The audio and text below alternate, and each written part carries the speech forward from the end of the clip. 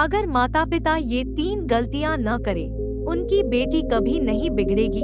स्वागत है एक बार फिर प्रिय दर्शकों, आज मैं एक रोचक और ज्ञानवर्धक कहानी लेकर आया हूँ। क्या माता पिता ये 3 गलतियां करते हैं? इसकी कहानी, अगर वे ऐसा नहीं करेंगे तो उनकी बेटी कभी बर्बाद नहीं होगी। तो प्रियो, वो 3 गलतियां क्या है? वीडियो के अंत तक दर्शक बने रहते हैं।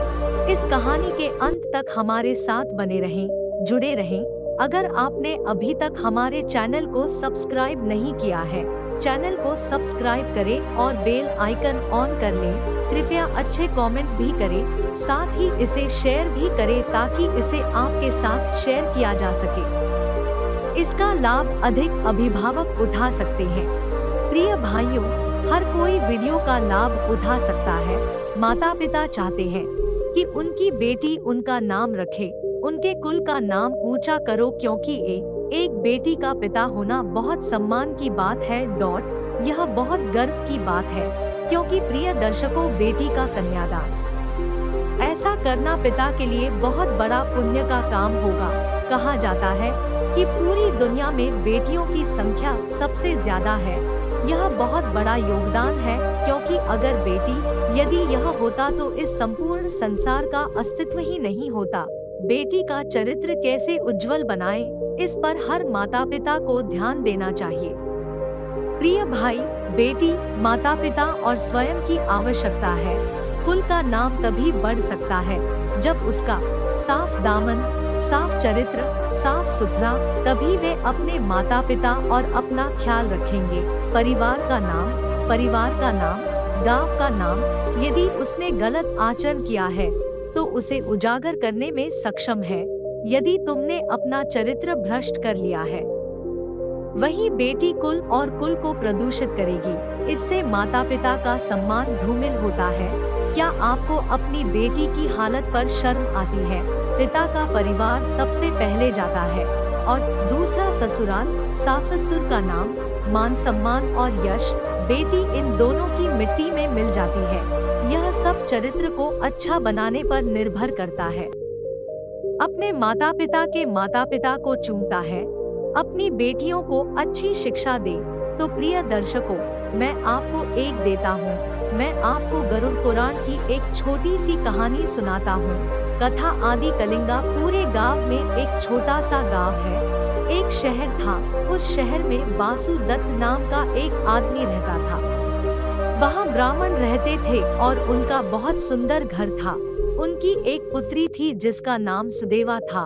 उसका मन बहुत चंचल था और ऊपर से सुदेवा हर प्रकार से अत्यंत सुंदर थी। वह अपने माता पिता की बहुत लाडली बेटी थी। उनके पिता वसुदेव होने के कारण वह कभी भी अपनी बेटी और उन्हें अलग नहीं करना चाहते थे। अपनी बेटी से बहुत प्यार करता था। वह अपनी बेटी की हर इच्छा पूरी करते थे और यही लाड़ प्यार उनकी बेटी को बना देता था। कहा जाता है कि इसे बिगाड़ कर खराब कर दिया गया है। अधिक स्वतंत्रता नहीं, अधिक लाड़ प्यार। लुटेरे अपने बच्चों को मुक्त करें। मैं यह नहीं कहता कि हर माता पिता को अपने बच्चों से प्यार नहीं करना चाहिए। आपको अपने बच्चों और भाई से प्यार करना चाहिए। समय पर उन्हें कुछ दुलार देते रहें। उन्हें कपड़े भी पहनाएं और समय पर बदलते रहें। डांटना भी जरूरी है, संस्कार भी होते हैं। यह अवश्य है कि किसी का बेटा या बेटी दुष्ट हो, यदि वह स्वभाव से मूर्ख है तो अपना जीवन बर्बाद कर देगा। वह केवल अपनी मूर्खता के कारण ही दुख भोगेगा। यहाँ तक कि उसके माता पिता भी उसकी मूर्खता से पीड़ित थे। गर्भपात करके मर जाना ठीक है। स्त्री और बांझ स्त्री के लिए बच्चा पैदा करना उचित है। अमीर और खूबसूरत होना अच्छी बात है। मूर्ख बच्चा पैदा करना ठीक नहीं है। यहाँ वासुदत्त की बेटी लाड़ प्यार के पल में है। बड़े होकर विवाह के योग्य हो जाओ। जब बसु यहाँ गए तो उन्हें एक बात याद आई। वसुदत्त, मैंने सोच लिया था कि मैं अपनी बेटी की शादी उसी आदमी से करूंगी। मैं ऐसा किसी ऐसे व्यक्ति के साथ करूंगी जो मेरे घर का दामाद होगा, जो यही सोच कर रहते हैं। वसुदत्त ब्राह्मण ने अपनी पुत्री का विवाह रचाया। बसु एक दिन भी ऊंची जाति में नहीं रहे। दत्त के द्वार पर एक भिक्षुक एल ब्राह्मण, वह भिखारी आया और बहुत पढ़ा लिखा था, सुंदर वेदांग में पारंगत थे। वह भिखारी बहुत विद्वान था। उन्हें अपना नाम बहुत पसंद आया और उसका गोत्र पूछकर आप अपनी पुत्री का विवाह उस कौशिक गोत्री से करें। मैंने ब्राह्मण स्त्री के साथ ऐसा किया। एक साथ और शर्त बताई कि आप शादी के बाद हमारी बेटी को यहीं ले जाना, लेकिन हमें जीना होगा। बासु दत्त की वो बात, मैं सहमत हो गया और सुदेवा से शादी कर ली। यहीं पर सुदामा के विवाह के बाद उनके पिता की मृत्यु हो गई थी। सुदेवा के पिता बसु दत्त यहीं रहने लगे। वह एक ब्राह्मण और नगर का बहुत धनी व्यक्ति था। यह सोचकर कि उसके पिता बहुत अमीर है, सुदेवा उद्दंड हो गई और हर दिन अपने पति से भिड़ने लगी। वह अपनी अंतरात्मा का अपमान करती रहती है। सुदेवा का पति पागल हो गया था, ब्राह्मण और बहुत विद्वान था। वह बहुत बुद्धिमान था और अपनी समस्याओं को सुलझा लेता था। पत्नी ने कभी पति की सेवा की तो उससे कुछ नहीं कहा। वह सदैव अपने पति का खंडन नहीं करती थी। वह अपने पिता के कारण सीधे बात करती थी। यहाँ रहने के कारण लोक लज्जा का सामना करना पड़ा। कोई बात नहीं, सुदेवा आजाद महिलाओं को पूरा गांव पसंद करता है। अगर उसका पति उसे ले गया, अगर वह समझाने की कोशिश करता तो वह अपने पति को बता देती। वह हर बात पर एक ही ताना देती थी कि तुम मेरे पिता के घर पर रहकर अपना जीविकोपार्जन कर रहे हो। तुम्हें इतनी बकवास करने की जरूरत नहीं है। तुम्हें तो इतनी ताकत भी नहीं है कि तुम अपना पेट भर सको। हे भगवान, मैं जो करता हूँ उससे यह बहुत दूर है। मुझे करने दो, तुम शांत रहो और आराम करो। वह रोज इसी तरह बात करती थी और उसके पति ने कभी उसके पिता से शिकायत नहीं की कि तेरी बेटी मुझे रोज ताने मारती है। इस प्रकार की बातें आप मुझसे कहते हैं। वासुदेव दर्शक बिल्कुल भी सहमत नहीं है। अपनी बेटी को ये आदत अच्छे से डाले। यदि वासुदेव को कभी पता होता तो उसकी बेटी, मैंने समझाने की कोशिश नहीं की, अब क्या समझाऊं? जब वह समझाने लायक बड़ा हो गया तो उसने कभी नहीं समझाया भी नहीं। और अब क्या मानोगे, बासु दत्त की बेटी में है व्यभिचारी के सारे लक्षण। परिजन आ गए थे, पत्नी का कोई पता नहीं था। प्रिय दर्शकों, सुदेवा का पति यही रह गया है। रोज पत्नी के ताने सुनने के बाद परेशान हो गई और एक दिन बिना बताए घर चली गई। अपने दामाद के जाने के बाद चला गया। बासु दत्त को बहुत दुख हुआ। बासु दत्त सोचने लगे, मेरी बेटी के बुरे व्यवहार के कारण मेरा दामाद, वो उसे छोड़कर चला गया। मेरी बेटी बहुत बूढ़ी है। पापा चरनी मेरे ज्ञानी और धार्मिक आत्मा है, इसी कारण मेरे दामाद ने मुझे छोड़ दिया। बेटी रंडी है, खानदान हरामी है। अपने दामाद के चले जाने पर देवस्तिनी टूट जाती है। बुद्ध ने अपनी पुत्री को भी घर से निकाल दिया। दिया कहने लगी कि यह बदमाश परिवार पर कलंक है। तुम बाग लगाने वाले, मेरे लिए यहाँ से चले जाओ। मेरे घर के दरवाजे तुम्हारे लिए हमेशा के लिए हैं। अगर बंद है तो इधर देखना भी मत समझो। मेरा तुमसे रिश्ता खत्म हो गया है। जहाँ तुम्हारा पति रहता है वहाँ जाकर यह बात कहो। बासु दत्त ने अपनी बेटी को भी निकाल दिया। प्रिय दर्शकों, सुदेवा अपने अब क्या हुआ? पति और पिता ने पिता का घर छोड़ दिया था। उसके त्याग देने के कारण वह जहाँ जाती वहीं जाती। लोग इसे गलत तरीके से कहते हैं और इसे अपने मुंह में लेते हैं। कोई भी मुड़कर अपनी जगह पर नहीं रुकेगा। सुदेवा इसी प्रकार कई दिनों तक भूखी रहती, प्यासा भटकता रहा। अब सुदेवा ठीक हो गया। यह स्पष्ट हो गया कि मेरे पास कभी नहीं था। अपने पति के सम्मान का सम्मान नहीं करती थी और उसका त्याग करने से मेरी यह दशा हुई है। इसका एहसास मुझे कई दिनों की भटकन के बाद हो रहा था। वह गुजरात के प्रभास तीर्थ पहुंची। वह कई दिनों से भूखी थी, इसलिए उसे ठीक से खाना था। पेट की भूख शांत नहीं हो रही थी। पेट की आग को शांत करने के लिए साफ कपड़ा लेकर भीख मांगना। वह जिसके भी पास जाती है लोग उन्हें पसंद करते हैं। डांट डपट कर वहाँ से हटा दे। हालत और सब हंसते हैं। लोग उसे पापी कहते हैं। समझबूझकर भिक्षा भी न दी। अत्यंत कष्टमय जीवन जीने से कोसों दूर, अनेक प्रकार से दुर्बल तथा दुबला हो गया था। शरीर सूखकर रोगों से ग्रस्त हो गया था। वह उसी शहर में पागलों के लिए कांटा बन गया है की तरह घूम रहा था। वह सुंदर दरवाजे के पास गई और उसने देखा कि वहाँ एक बहुत सुंदर धर्मशाला है और वहाँ वैद अनुष्ठान किए जाते हैं। ब्राह्मण बैठे किसी मंत्र का जाप कर रहे हैं। यदि ऐसा है तो उसी द्वार पर जाकर विनती करो।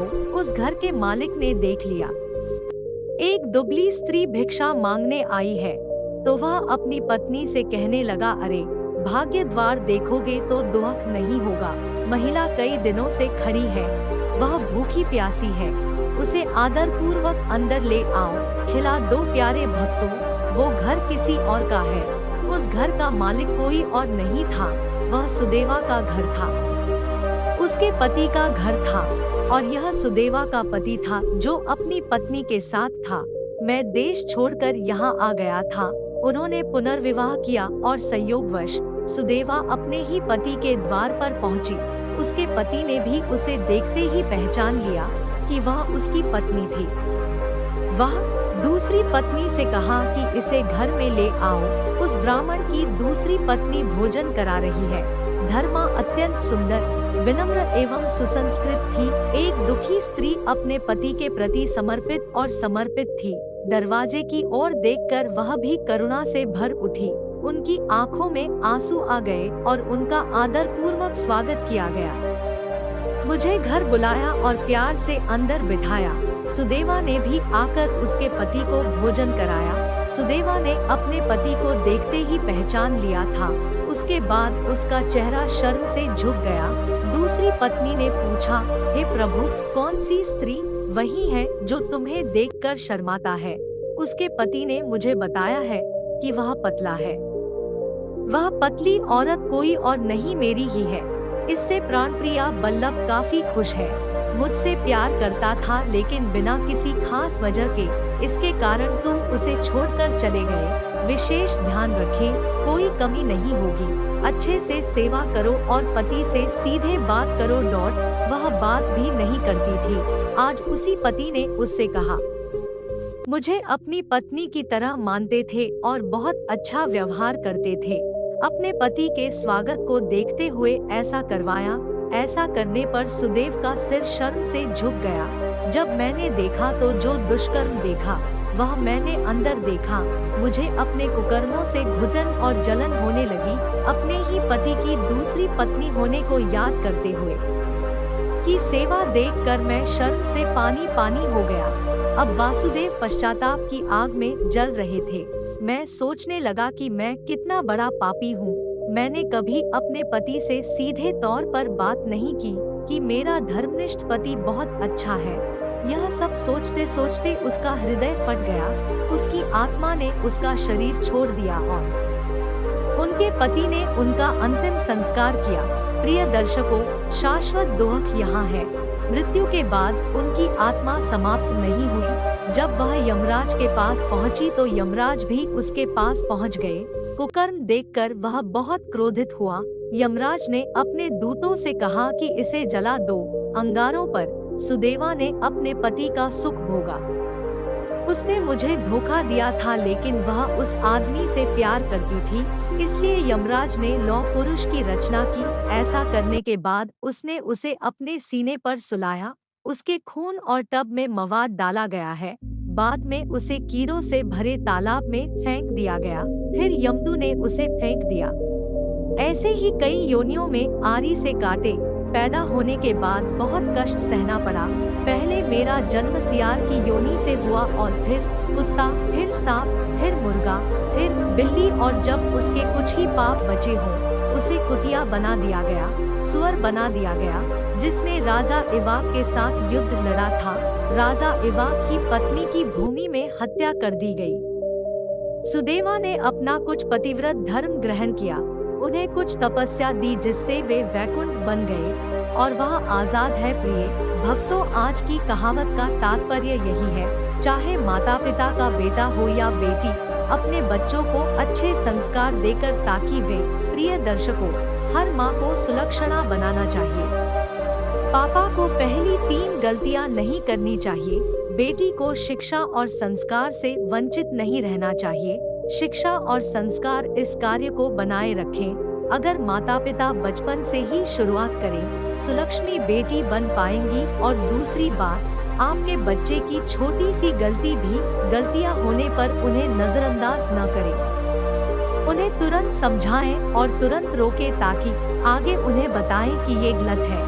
और तीसरी बात शादी के बारे में बहुत खूबसूरत है। बाद में बेटी और बेटी के पति को मकान दे दिया गया। इसे बरकरार न रखें जिससे रिश्तों में दरार आएगी। हाँ, यदि कोई आपत्ति या विपत्ति आ जाए तो इससे कोई फर्क नहीं पड़ता कि पति के घर में सब कुछ चल रहा है या नहीं। अगर कुछ है और कमाने लायक है तो बेटी और अपने पति को घर का जमाई बनाकर रखना। प्रिय दर्शकों, क्या आपको यह वीडियो पसंद आया? अगर आपको यह वीडियो पसंद आया तो हमारे चैनल को सब्सक्राइब करें और बेल आइकन को ऑन कर लें। नमो बुद्धाय।